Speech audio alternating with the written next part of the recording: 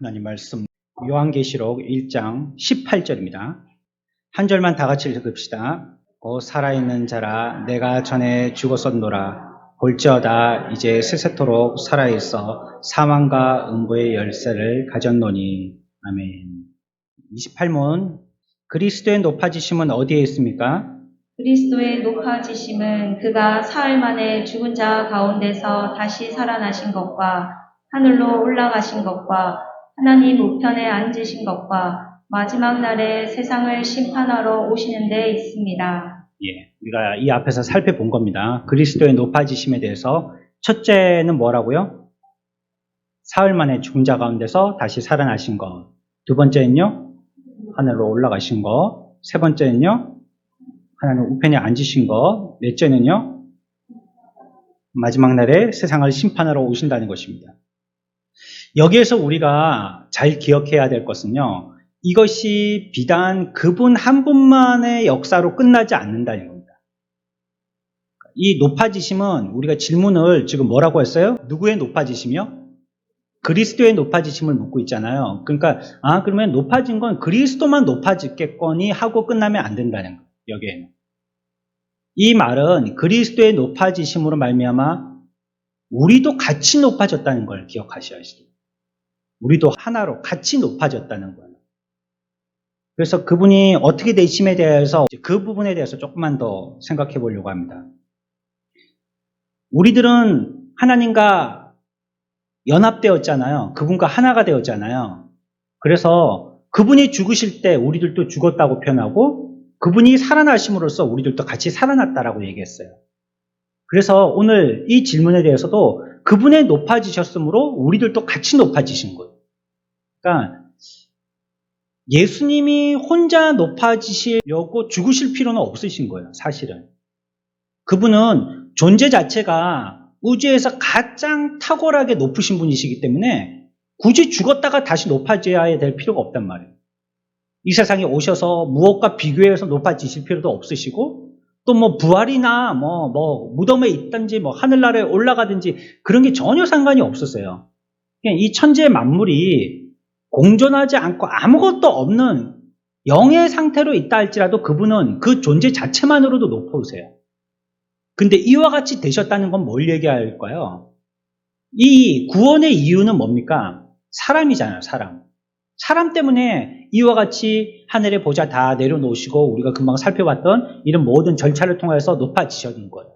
그러니까 이분이 이런 과정을 통해서 높아지시면 곧 우리들도 마찬가지예요. 우리들도 그렇게 높아지게 됐다는 겁니다. 우리가 이거는 주님 혼자만의 사역이 아니라는 거예요. 그분 혼자 높아지시려고 한 게 아니라는 거예요. 그러니까 그분의 구원을 위한 높아지심을 목적한 낮아지시고 높아지심은 철저하게 우리를 염두에 두신 거예요. 안 그러면 그분은 뭐 이 세상에 나실 필요도 없고요. 구원의 역사 있으실 필요도 없으세요. 그냥 홀로 영광 받으실 분이세요. 그래서 여기서 이게 여러분들 좀 건방지게 듣지 마시고요. 제가 지금 설명드린 거, 인간이 이렇게 건방지구나. 이런 식으로 듣지 마시고 그분의 사역의 목적 자체가 그렇다는 거예요. 그분은 혼자 구원을 이루시려고 높아지신 게 아니에요. 우리가 아니었으면 높아지실 필요가 없으세요. 그래서 제가 건방지다는 표현을 한 거는 우리 때문에 높아지셨다는 거예요. 이 말이 조금 건방지게 들릴 수 있다는 거예요. 우리 때문에 높아지셨다. 이 말은 우리가 아니어도 높아지실 수 있는데 우리를 위해서 낮아지셨다가 높아지셨다. 이걸 다시 한번 강조하기 위함입니다. 오해하지 마시기 바랍니다. 그렇지 않다면 하나님의 백성이 없다면요. 그리스도도 필요 없는 거죠. 우리가 없는데 예수 그리스도가 이 땅에 나셔서 우리를 위해서 그와 같은 구원의 사역을 이루실 필요가 없으신 것입니다. 우리 곧 하나님의 백성들을 구원하시려고 그리스도를 우리의 중보자로 세우신 것입니다. 그래서 이 높아지심이라는 것은 반드시 하나님의 백성에게 영향을 끼치는 것이다. 저와 여러분들에게 반드시 영향을 끼치는 것이다는 걸 갖다가 우리들은 기억해야 되겠고, 물론 하나님의 어떠하심 자체를 배우는 것도 필요해요. 그러나 그거는 하나님의 어떠하심을 통하여서 우리가 어떻게 되어지기를 원하기 때문에 배우는 것입니다. 그러니까 그분이 어떠함을 알수록 우리가 어떠해야 될지 알기 때문이에요.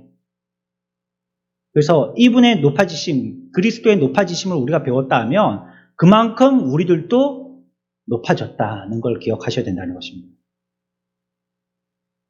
다 죽어서 영원한 죽음으로 떨어질 인생인데요.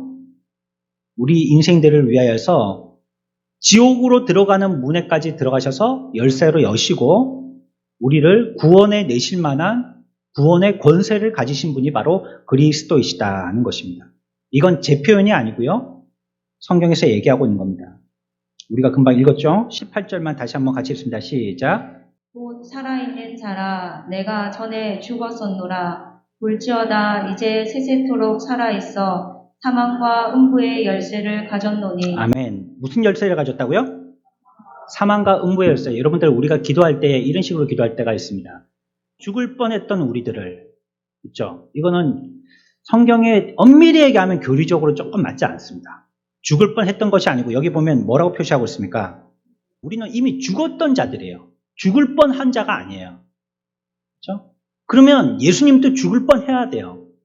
그러면 그게 예수님이 기절했다든지 누가 훔쳐갔다든지 뭐 이런 말이 나올 수 있는 교리적인 문제를 일으키는 겁니다. 그분이 그러셨기 때문에 우리들도 그렇다라고 얘기했잖아요. 그분이 죽으셨기 때문에 우리들도 죽은 겁니다. 그래서 우리를 건져내실 때 지옥 문 앞에 들어가려고 대기표 갖고 기다리고 있는 사람을 구원하신 게 아니고 지옥에 들어간 거예요. 우리는 이미. 그런데 우리가 어떻게 건진받았어요? 예수 그리스도가 뭘 갖고 계세요? 지옥의 마스터 키를 갖고 계신다는 거예요. 지옥문을 여는 키를 갖고 계신다요, 그분이. 그래서 그걸 열고 그 안에 있는 우리를 끄집어 내신 거예요. 그래서 우리가 구원받게 된 겁니다. 그래서 엄밀하게 얘기하면 물론 뭐 기도의 내용에 따라서는 죽을 뻔했던 뭐 이렇게 표현할 수 있지만 성경적으로 정확하게 교리만을 따져서 얘기한다면 우리는 이미 죽었던 자들입니다. 죽어서 지옥의 음부 가운데 있는데 그 자를 뽑아낸 거예요.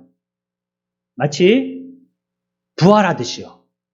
우리의 새 생명이 부활하듯이요. 그래서 우리가 살아가는 걸 거듭남이라고 하잖아요.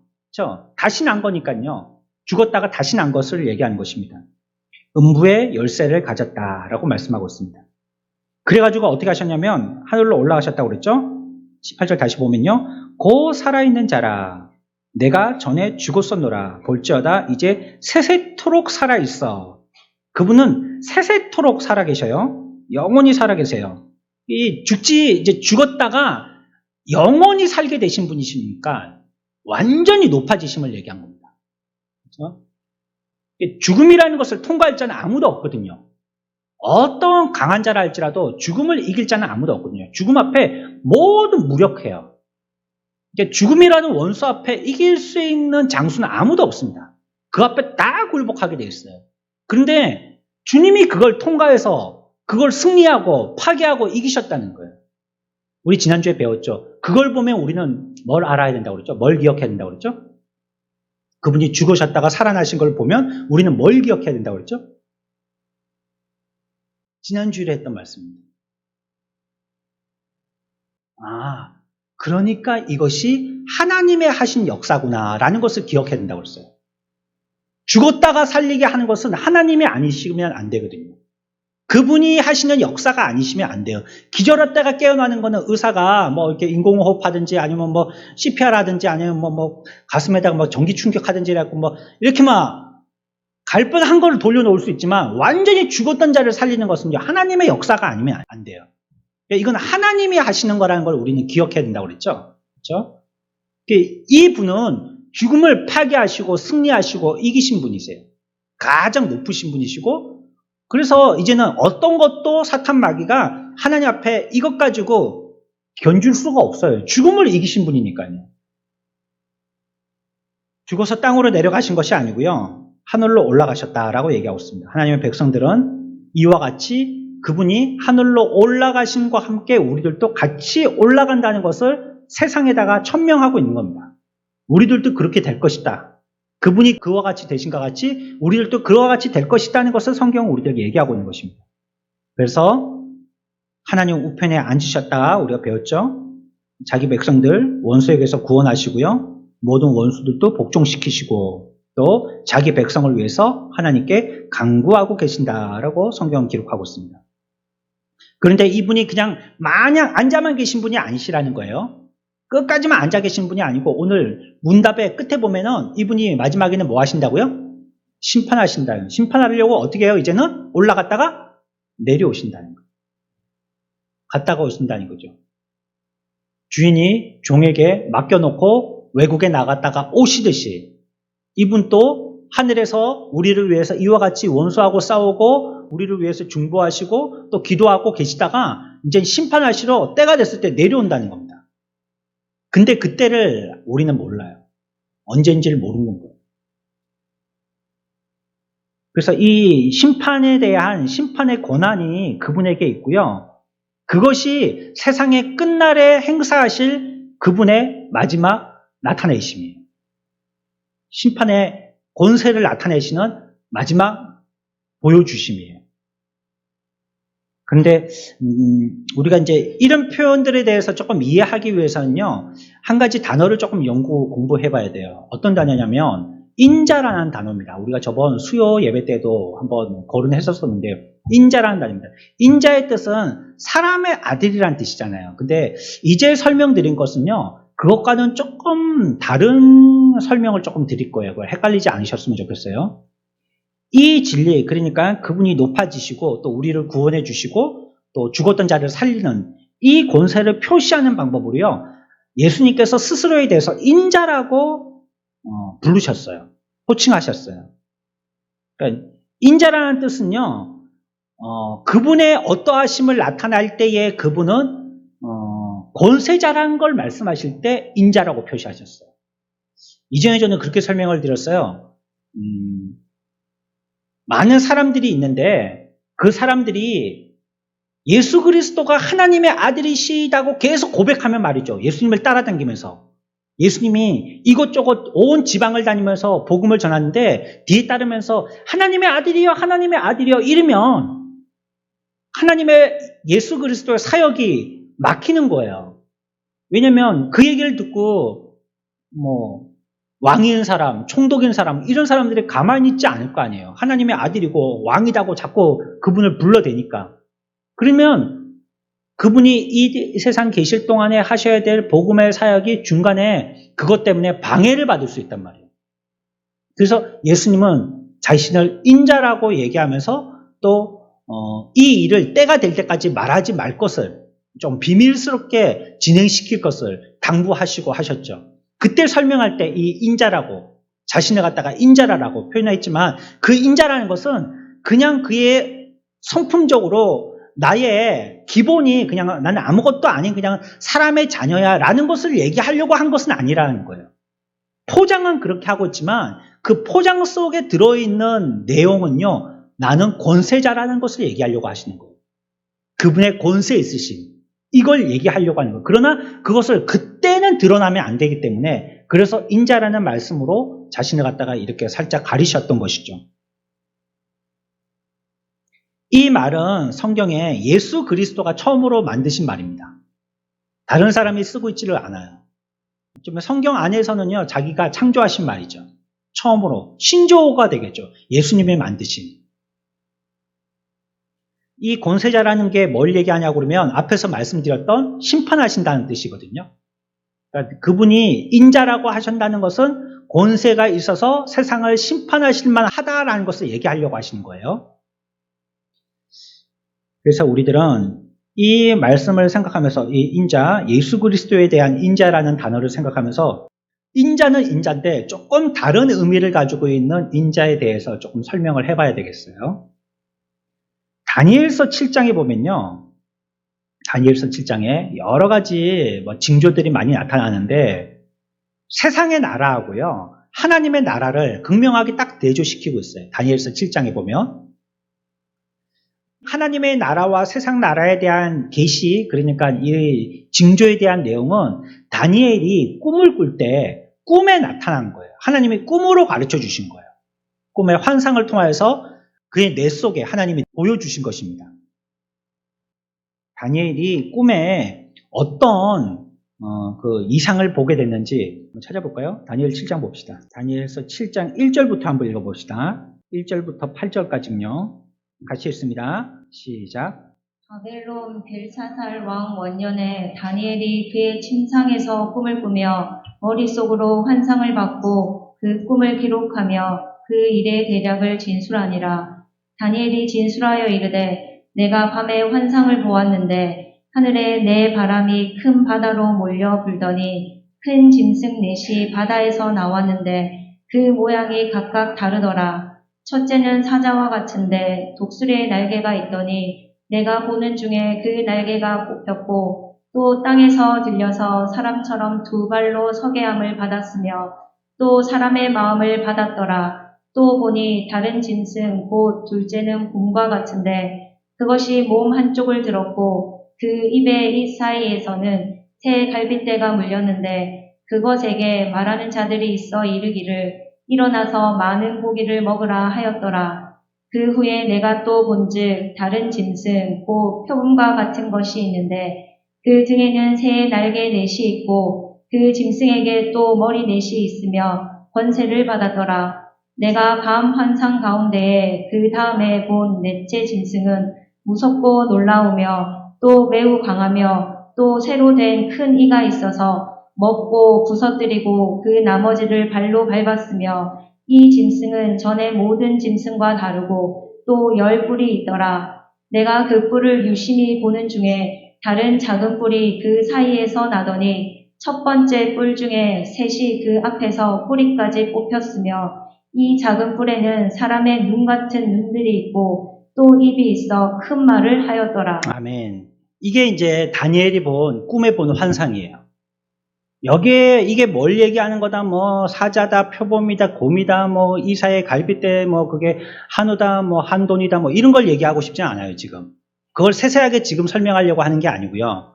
이제 이 전체적인 걸 갖다가 같이 얘기하려고 하는데, 여기에서 얘기하고 있는 네 가지 생물이 있죠. 이 생물이 네 가지 생물이라는 거는 우리가 기억해야 되겠고, 이걸 갖다가 뒤에 가서는 또 한 번 반복하시는 그러한 다른 느부갓네살이라는 왕을 통하여서 보여주시는 환상을 통해서 또 한 번을 겹쳐서 얘기하시거든요. 근데 그때는 또 다른 환상으로 얘기하세요. 그러나 말씀하시려고 하시는 메시지 교훈은 같은 거예요.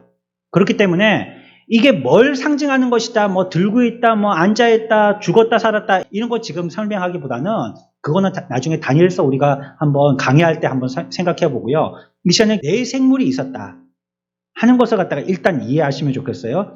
이런 것들이 있다는 거예요. 이게 이제 뒤에 가서 설명을 하겠지만 이 네 가지는 뭘 얘기하느냐면요. 큰 의미로 치면은 네 국가를 얘기합니다. 네 나라.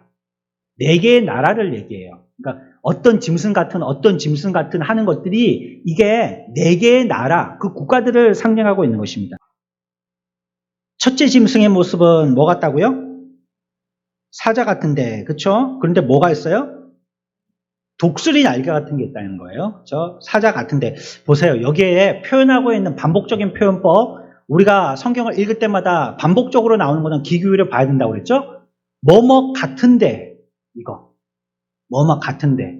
꼭 그것과 똑같지는 않다는 거예요. 똑같지는 않다는 거예요. 그거 같은 뭔가를 얘기하려고 그러는데 그걸 얘기할 때 뭐 같다는 거예요. 이 표현이 왜 중요하냐면 뒤에 가서 무슨 표현이냐면 우리가 지금 생각하려고 찾고 있는 인자 같은 이라는 표현이 나오기 때문입니다. 인자 같은. 우리가 인자라고 하는 것을 갖다가 앞에서 그냥 예수 그리스도를 지칭하는 것으로만 안다면 인자 같은은 우리가 이해하기가 굉장히 힘든 표현이 되겠죠. 인자 같다는 거예요. 그럼 예수님 같은? 이건 뭐 이제 우리가 이제 미궁으로 빠져들기 시작하는 겁니다.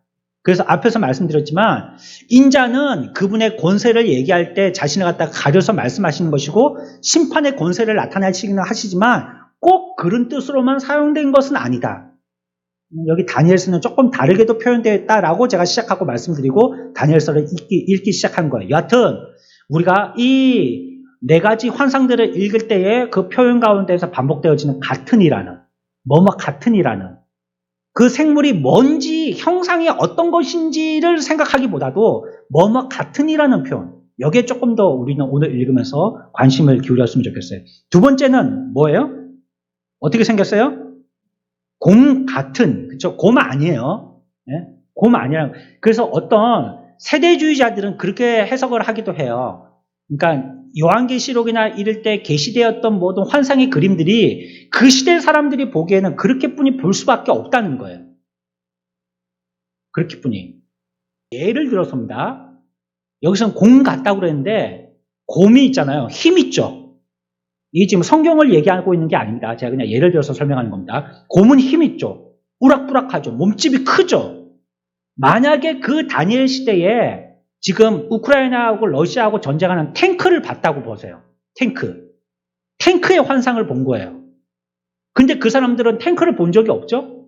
그러면 그걸 표현할 때 어떻게 표현하면 곰 같다 이렇게 표현하는 겁니다. 곰 같은. 비행기를 봤어요. 그러면 그 사람들은 뭐로 표현할까요? 독수리 같은 뭐 이런 식으로 표현한다는 겁니다. 기차를 봤어요. 기차. 어떤 식으로 표현할까요? 뱀 같은 이런 식으로 표현한다. 그러니까 그 시대에는 그 사람들이 본 적이 없기 때문에 경험한 적이 없기 때문에 그걸 자기 시대에 비교할 만한 것들을 찾다 보니까 곰이 되고 뭐 사자가 되고 뭐 그런 식으로 얘기한다는 거예요. 그러니까 여기서 표현은 꼭 그건 아니다. 그거 같은 것이다. 이걸 얘기하고 있다는 것입니다.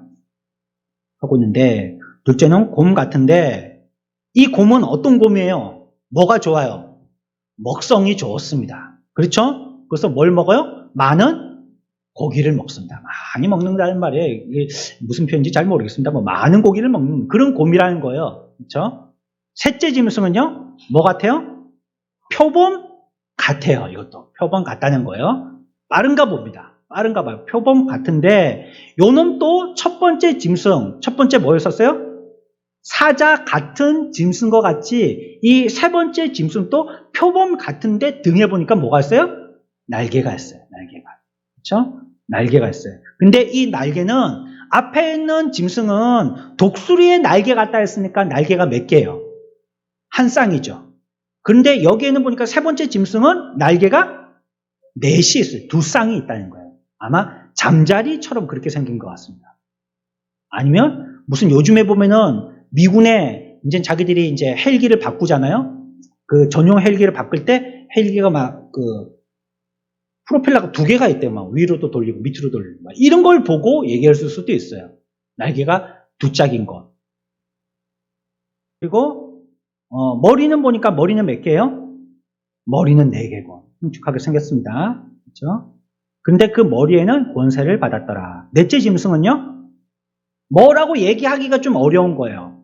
형용하기가 좀 어려워요. 그런데 인상을 받기는 어떤 인상을 받아요? 강하고 무섭고 이런 인상을 받아요. 뭐라고 딱 그 비슷한 짐승의 모양을 갖다가 뭐 우리의 이 시대에 비교하기에는 조금 어렵지만 하여튼 무서운 거예요. 무서운 거. 요즘에도 뭐 TV에 보면은 막 그 게임 선전 많이 하죠. 게임 선전 보면 게임 캐릭터들 보면 굉장히 뭐 귀신처럼 생기고 뭐 희한하게 생긴 거. 어떤 분이 그거 보고 무서워서 잠을 못 주무신다. 그 선전을 보면 너무 끔찍하게 생겨가지고 예쁘고 또 귀엽게 만든 캐릭터들도 있지만 아주 흉하게 생긴 거 그런 거. 막 요즘은 뭐 다 이렇게 3D처럼 이렇게 해가지고 사람들한테 막 현장감 있게 이렇게도 하고 막 하면서도 그걸 갖다가 사람들이 다 만들어가지고 그렇게 하다 보니까 어떤 모양이든지 다 만들어낼 수가 있죠. 이가 철이라서 먹고 부서뜨리고 하는 그러한 흉한 짐승이다라고 얘기하고 있어요. 그 다음 장면에는 뭐가 나오냐면 이제 7장 9절을 보면 내가 보니 왕자가 놓이고 왕의 의자에 대한 환상이 나옵니다. 그리고 옛적부터 계신 이가 여기에 앉아서 뭘 하시냐면 이제 심판을 하시는 겁니다. 여기 앉아서. 앞에 네 짐승의 환상이 나오고 뒤에 가서는 왕자가 나와가지고 옛부터 계신 이가 오래전부터 계신 이가 그 말이에요. 그분이 이제 심판을 하신다. 이렇게 얘기하고 있어요. 그 결과로 짐승들 있죠. 앞에 나왔던 그 짐승들의 권세가 빼앗기고 생명은 보존되지만 정한 기간 동안 기다리신다라고 얘기합니다. 7장 13절 같이 읽습니다. 시작. 내가 또 밤 환상 중에 보니 인자 같은 이가 하늘 구름을 타고 와서 옛적부터 항상 계신 이에게 나아가 그 앞으로 인도되매 아멘. 이제 나옵니다. 뭐가 나왔어요? 인자 같은 이가. 인자 같은 이가. 인자 같은 이가. 그러니까 우리가 앞에서 인자를 갖다가 이제 여기서는 구약의 인자입니다. 여기서는 인자. 근데 지금 예수님이 말씀하실 그 인자는 자기가 창조하신 신약의 인자를 얘기하시는 거거든요. 근데 그 인자는 그냥 우리가 그냥 단편적으로 그냥 이해하지 않고 암기하듯이 예수 그리스도를 그냥 인자라고 이렇게 딱 단정 지으시면 안 된다는 거예요. 여기는 그런 걸 얘기하는 게 아니에요. 이 인자는 여기 보니까 내가 또 밤 환상 중에 보니 인자 같은 이가 같은 그것처럼, 그렇죠?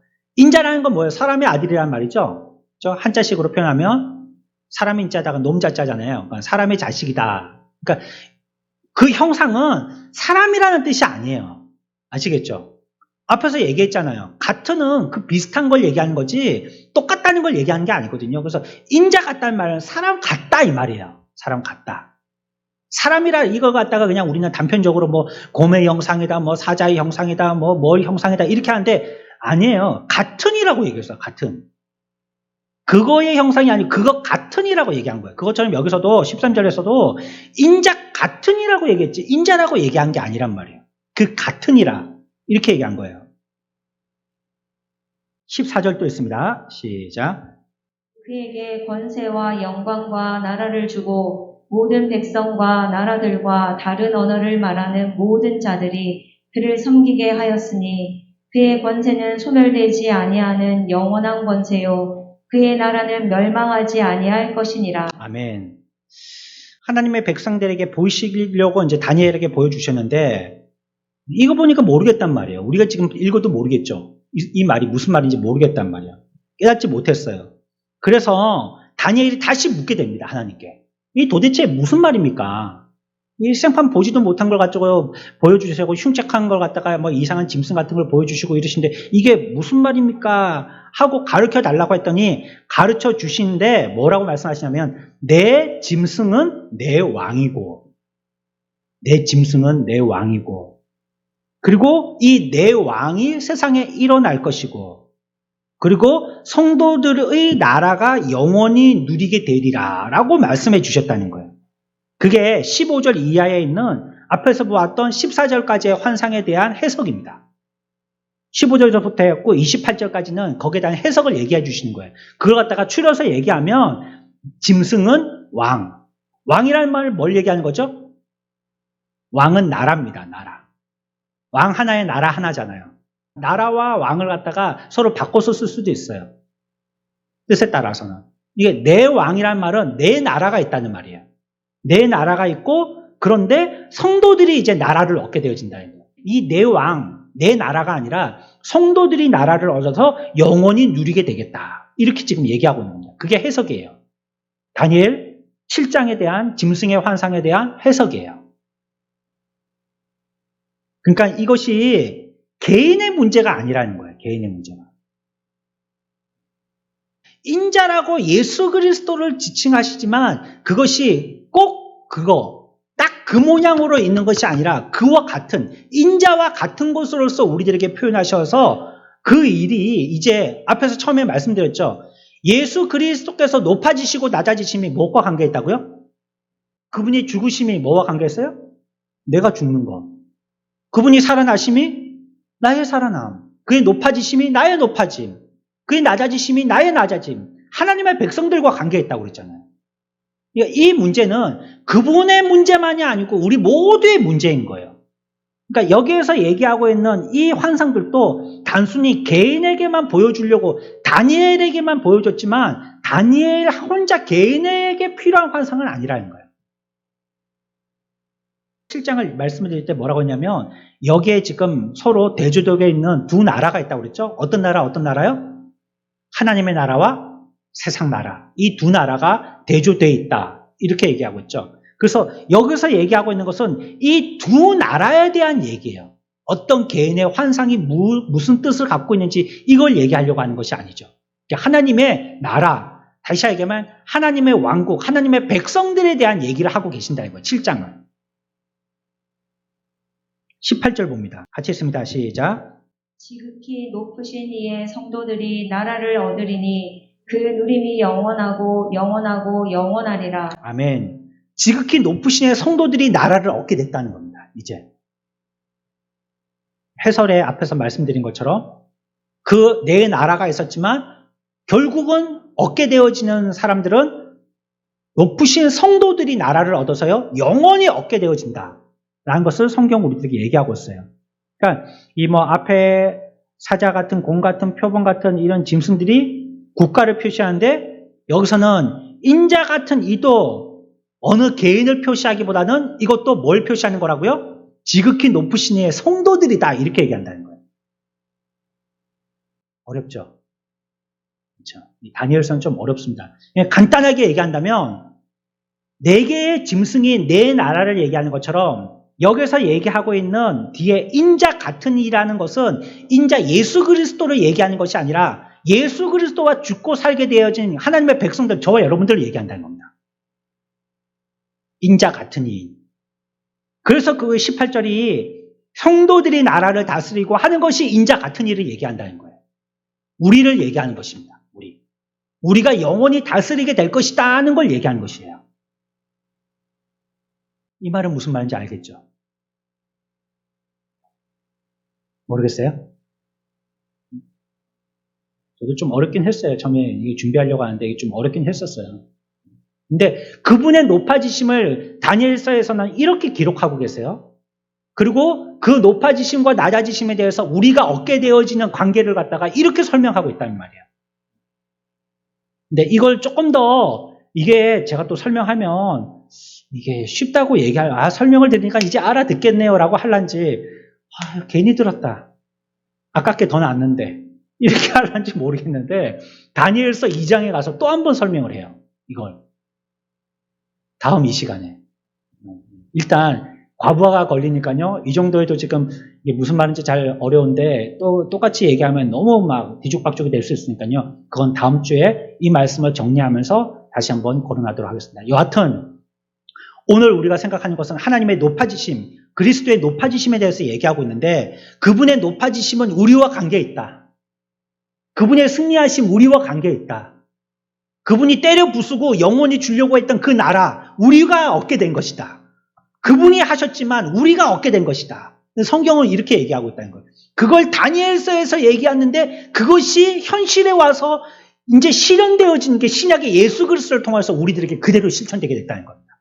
그래서 예수 그리스도를 믿는 자들은 이 다니엘서의 예언의 사람들이 되는 겁니다. 저와 여러분들은 여기서 얘기하는 것처럼 인자 같은 이들입니다. 저와 같은 이들. 그 계시가 우리들에게 이루어지는 것입니다. 이 말은 우리가 다스리게 된다는 거예요. 그분의 다스리심에 높아지심과 같이 우리도 높아져서 다스리게 된다는 겁니다. 그게 창세기 1장을 회복하는 겁니다. 뭐라고 말씀하셨어요? 우리에게 생육하고 번성하여 땅에 충만하라. 그 말은 뭐예요? 다스리라 이 말입니다. 예수 그리스도를 통해서 죽었던 우리 새 생명을 살려내셔서 이렇게 하도록 그 자리에 다시 회복시켜 주신 거예요. 그게 저와 여러분들이라는 겁니다. 그러니까 죽었다가 살아나는 것도 감지덕지인데, 그렇죠? 근데 인간들은 죽었다가 살아나면 뭐 해달라고 그래요? 보따리 내놓으라고 하잖아요. 보따리 내놓으라고. 인간들은 악해서. 근데 우리가 보따리 내놓으라고 하기 전에 예수 그리스도께서 그와 같이 왕권으로 우리들을 다스리는 그 권한을 우리에게 주셨다는 거예요. 다스리게. 그래서 우리가 노래 부를 때 우리들은 뭐 같은 제사장? 왕 같은 제사장이다. 우리가 뭐 하기 때문에? 다스리기 때문에. 우리가 다 다스리기 때문에. 왕 같다고 하는 것입니다.